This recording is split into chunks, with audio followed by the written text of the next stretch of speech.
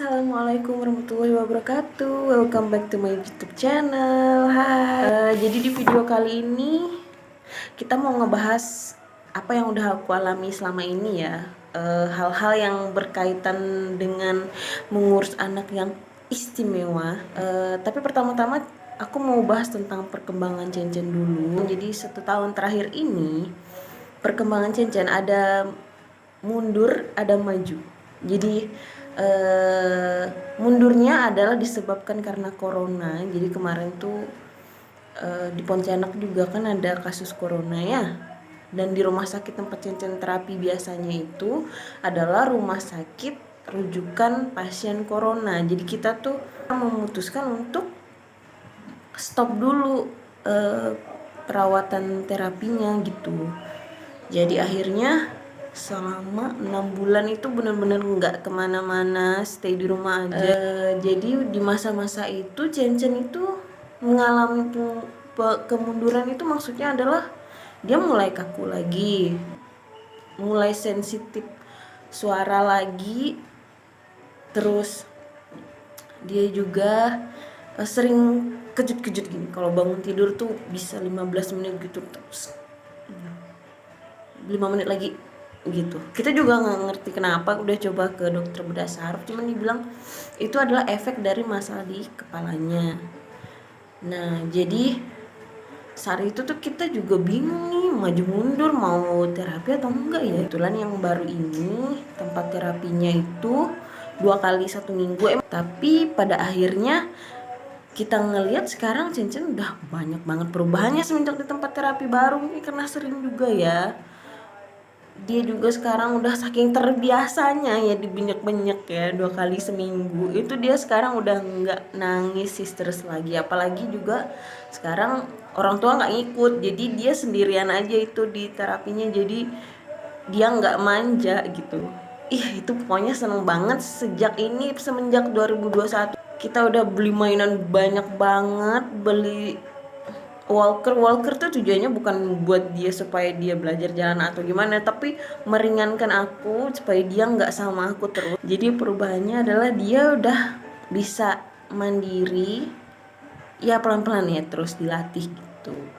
Terus gini ya, aku nih bukan nggak percaya pengobatan tradisional, mau medis itu tuh yang penting kita ikhtiar gitu. Aku biasanya ya orang tuh berpikir kalau tradisional itu boleh nggak sih dalam Islam gitu kan ya. Yang penting kita serahkan semuanya kepada Allah. Kalau memang kesembuhan itu datangnya dari orang itu, insya Allah gitu kan.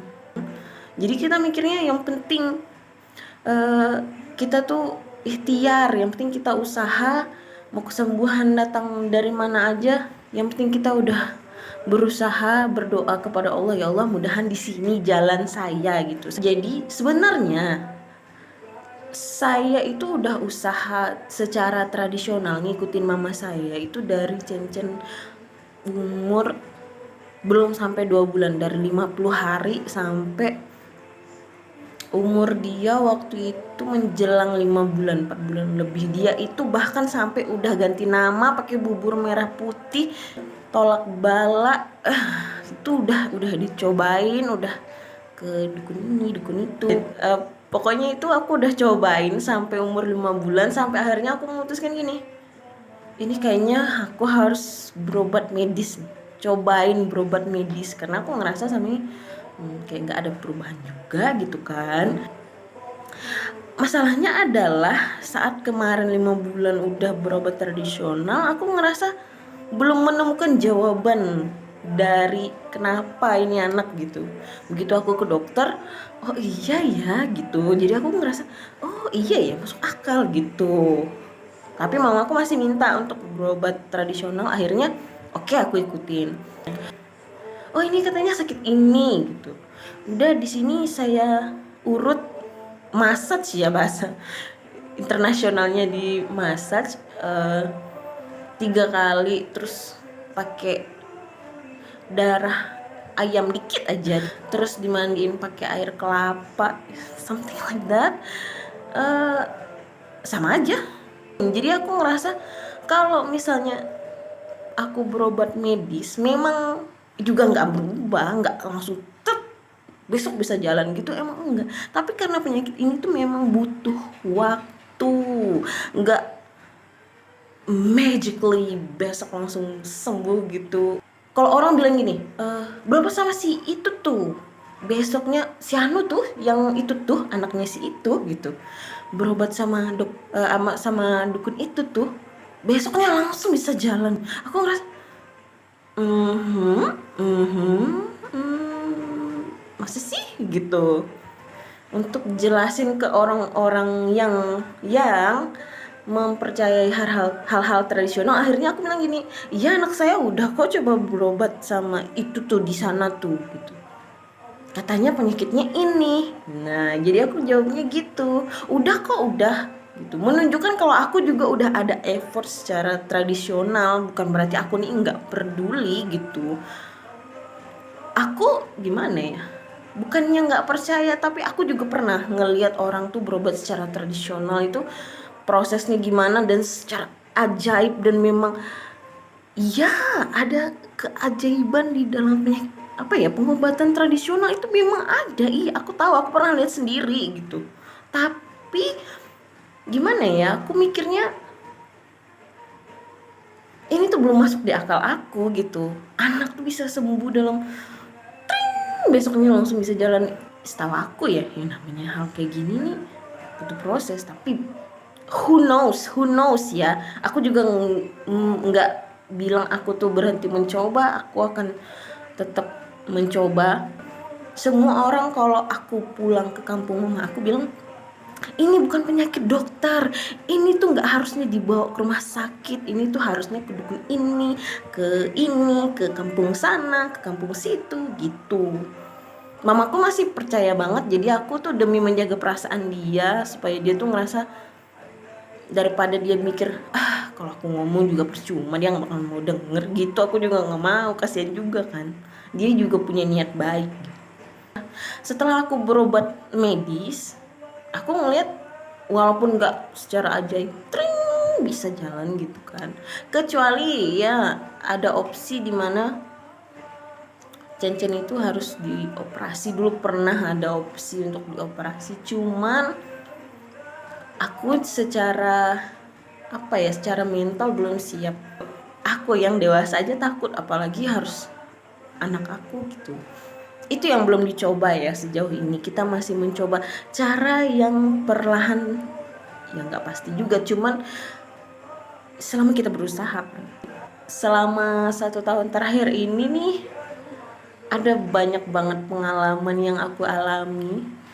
Ada hal-hal yang menyenangkan, ada hal-hal yang nggak menyenangkan juga. Hal-hal yang menyenangkannya adalah karena Cincin ini dalam 1 tahun terakhir ini perubahannya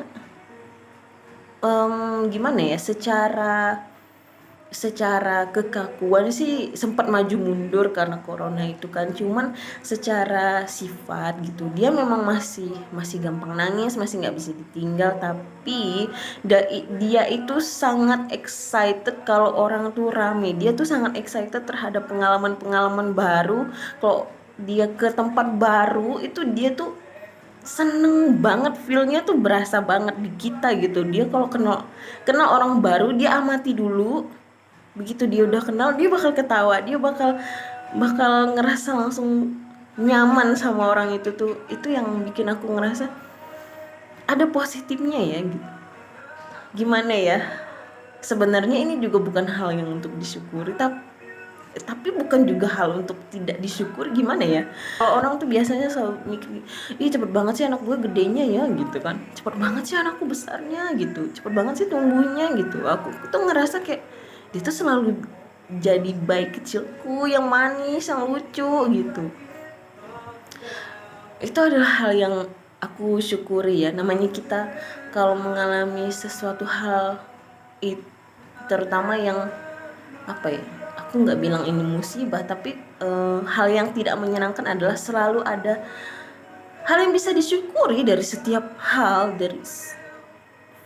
Ya gimana ya, selalu ada hal yang disyukuri, ngerti gak sih? Jadi aku ngerasa itu bukanlah anak aku nggak bisa ngapa-ngapain, itu bukan hal yang harus disedihkan gitu. Aku malah ngerasa, oh dia selalu jadi bayi kecilku gitu. Terus kalau dibawa kemana-mana dia tuh malah nggak rewel banget. Ini aku nge-record jam 10 ya, kita pulang itu jam setengah 9. Kita habis jalan-jalan, makanya bengkak banget. Kita habis jalan-jalan dan dia itu anteng banget, ya ampun. Dibawa ke pinggir sungai, waterfront gitu kan, naik sepeda listrik. Terus dia tuh kayak excited banget gitu. Seru banget. Dan sekarang aku udah mulai coba beraniin buat ngajak dia perjalanan jauh pakai sepeda motor, dan itu ternyata gampang banget bawanya. Dia kalau nggak tidur ngeliatin orang di jalan, ngeliatin cewek. Genit. Keturunan siapa sih? Sampai aku tuh bilang, tet calon mantu. Calon mantu. Ya ampun. Kita beralih ke hal opposite-nya ya. Jadi waktu aku pulang ke kampung mama aku, ponakan aku nikah kan waktu itu. Jadi acara tuh rame, banyak keluarga, banyak orang-orang. Terus bilang, nah kamu udah umur berapa? Udah hampir 2 tahun. Kenapa kok masih digendong aja gitu? Ya karena dia nggak sehat, aku bilang kan. Terus gini, oh ini sakitnya ini kelihatannya tuh pegang-pegang gitu kan. Terus dia bilang, ini udah berobat belum? Ya aku jelasin kayak tadi aku bilang, udah tuh berobat sama itu tuh kemarin gini gitu, udah dijelasin. Terus ini kayaknya udah terlambat ya gitu, udah kelamaan kali kamu tuh gitu, dari bayi nggak diobatinnya gitu kan. Gimana aku ngejelasinnya ya, akhirnya aku bilang, ini diobatin kok, ke rumah sakit ini seminggu 2 kali loh gitu di terapi. Enggak, jangan ke rumah sakit, ke ini aja gitu. Sampai pada puncaknya adalah itu keluarga aku sendiri. Kamu katanya kan, gimana perasaannya gimana perasaannya? Aku nanya, perasaan apa nih gitu kan. Yang seperti itu tuh gitu. Gimana aku jelasin? Sampai pada akhirnya aku menangkap dari omongannya adalah, gimana perasaan kamu punya anak kayak gitu kok dibiarin gitu. Aku bilang, aku udah jelasin, aku nggak pernah membiarkan anak aku kayak gitu ya. Sampai aku nangis nih bilang, dikira emangnya aku nih ketawa hahaha hihi gitu, terus aku nih nggak sedih gitu. Aku juga punya perasaan, aku tuh tertawa bahagia tuh untuk membuat dia bahagia, bukan gimana ya, bukan tertawa, anak aku sakit tapi aku masih tetap bahagia gitu. Ngerti gak sih? Jadi gimana ya,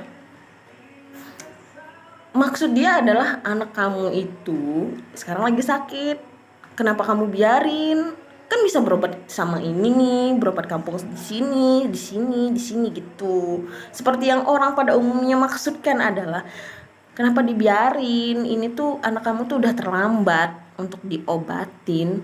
Padahal kalau secara medis aku berobat dari aku terapi anak aku tuh dari umur 5 bulan, kurang cepet apalagi.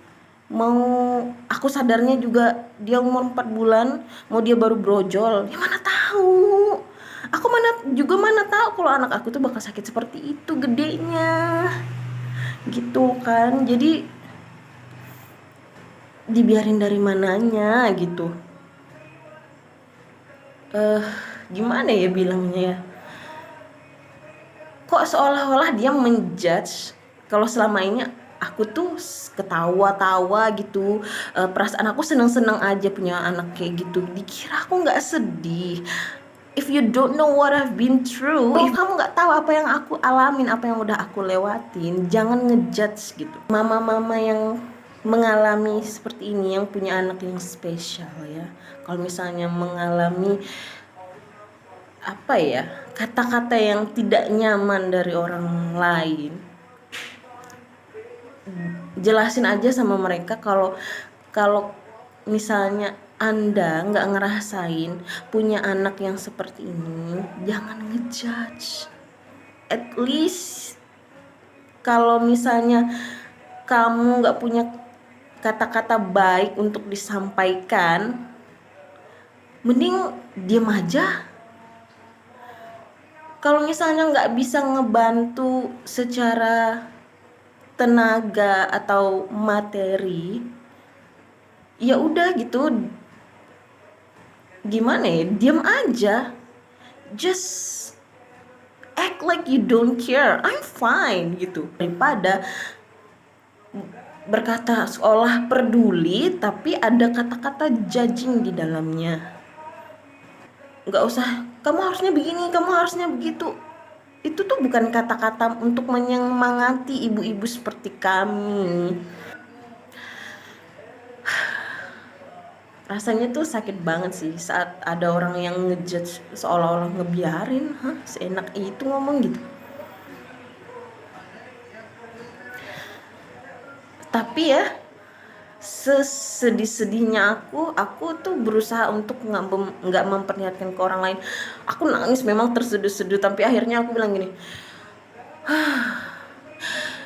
nobody can break me down gitu. Nggak ada orang yang bisa menjatuhkan aku akan tersenyum gitu. Nih lihat senyum gue yang smile-nya hebat banget gitu, lihat nih senyum gue gitu. Sampai aku tuh berusaha untuk ketawa setelah itu, walaupun masih gitu. Aku berusaha untuk gimana ya, kalau kita udah kayak gitu, kalau orang ngeliat kita down tuh kayak cuma segitu aja mental lo gitu kan. Aku mau buktikan kalau aku tuh bisa gitu. Karena gini ya, kenapa aku bisa sekuat itu, karena ada satu pengalaman tidak menyenangkan, bukan ini pengalaman yang bisa bilang buruk ya. Ada satu hal yang memberi aku kekuatan sampai sebesar ini. Aku pernah waktu kemarin proses Cencen mau CT scan ulang, dokter itu menyarankan untuk CT scan yang CT scan apa ya yang kemarin ya? CT scan apa ya, itu harus sampai dikasih obat gitu, jadi dia harus dirawat inap karena prosesnya akan panjang. Jadi dokter bilang kayak gitu. Oke, kita persiapkan harinya. Begitu hari itu dimulai, waktu mau CT scan itu kan dia dikasih obat tidur tuh, jadi nunggu dia tidur itu mungkin akan lama gitu. Pas siangnya itu ada keramaian tuh di ruangan depan, dokternya juga ada datang. Ternyata ada satu anak tuh udah mulai kritis. Begitu udah sore sekitar jam 3 jam 4 itu anak kritis lagi, sampai itu apa sih, alat buat ngecek detak jantung titit gitu, sampai udah hilang bunyinya itu. Terus aku tuh ngeliat, kenapa tuh orang pada panik gitu kan. Begitu suamiku ngeliat, aduh anak depan itu kayaknya lagi sekarat gitu kan. Terus aku ngeliat ada perawat tuh lagi neken jantungnya gitu, buat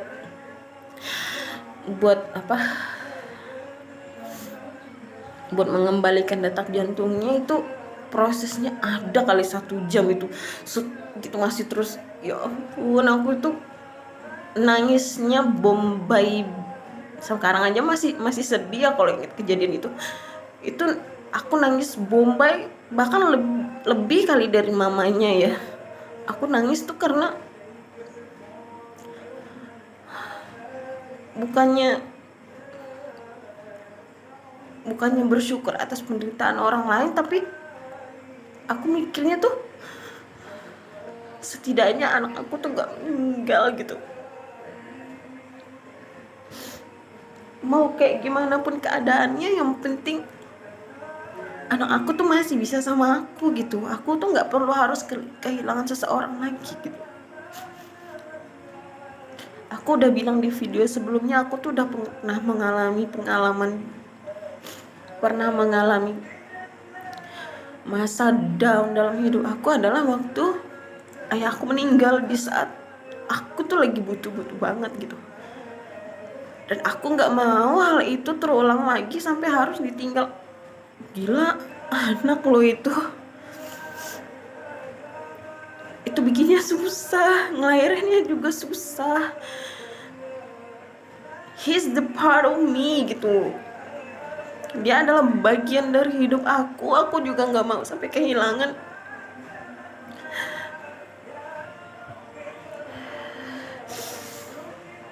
Itulah sebab kenapa aku itu selalu tertawa, selalu bahagia dimanapun aku berada, gimana pun keadaan anak aku, gimana pun orang menoleh ke arah kami gitu ya.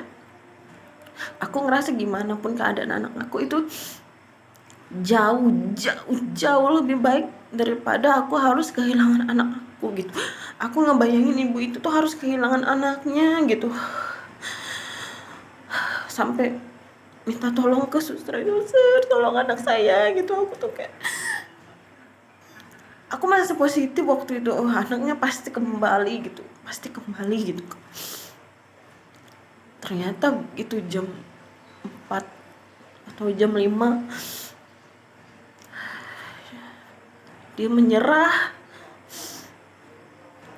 Begitu aku ke arah kamarnya gitu, ngelihat anak kecil itu, ya ampun ganteng banget, sumpah, putih bersih, mungkin umurnya baru 3-4 tahun.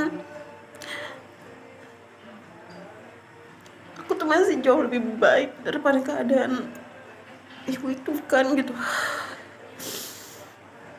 Sejak itu aku ngerasa apapun yang terjadi, yang penting Cen tuh sama aku gitu.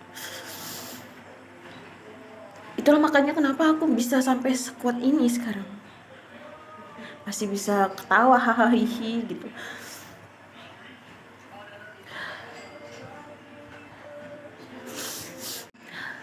Oke, maaf tadi harus dipotong karena terlalu emosional ya.